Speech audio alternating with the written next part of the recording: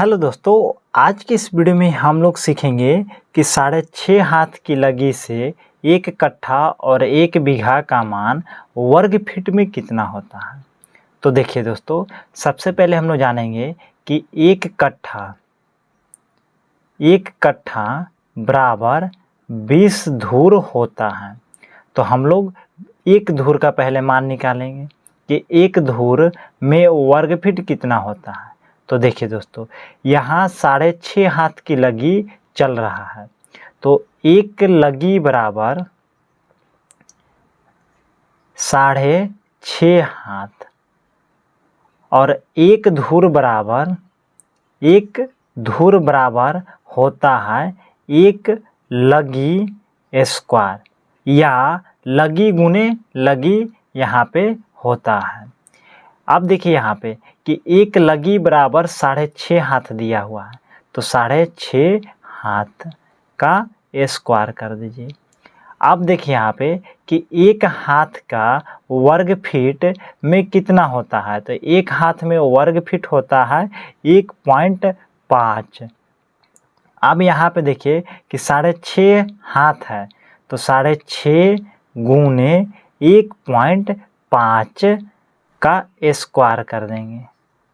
अब इससे इसमें गुना करिएगा तो कितना हो जाएगा, तो 9.75 फीट स्क्वायर या वर्ग फीट भी आप लिख सकते हैं।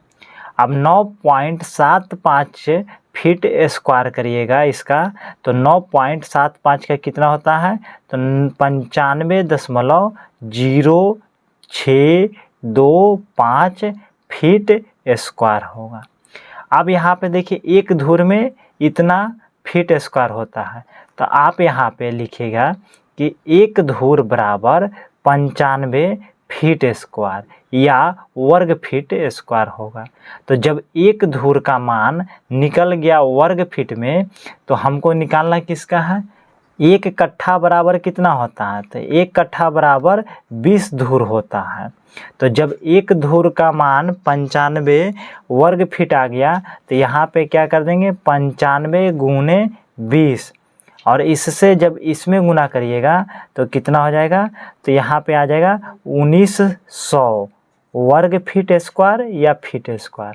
तो 1 कट्ठा में 1900 फीट स्क्वायर होता है 6.5 हाथ के लगी से। अब हम लोग जानेंगे कि 1 बीघा में, यहाँ पे देखिए 1 बीघा में कितना वर्ग फीट होता है।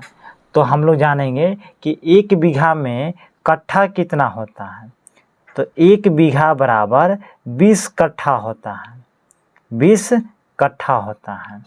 और 1 कट्ठा में देखिए 1900 वर्ग फीट होता है, तो 20 गुने कितना लिखेंगे, 1900, और इससे इसमें गुना कर दीजिए, तो 19 दूनी 38, 1 और 2 3 शून्य बैठा दीजिए, यानी 1 बीघा ज़मीन में कितना वर्ग फीट होगा, तो 38,000 वर्ग फीट स्क्वायर होता है।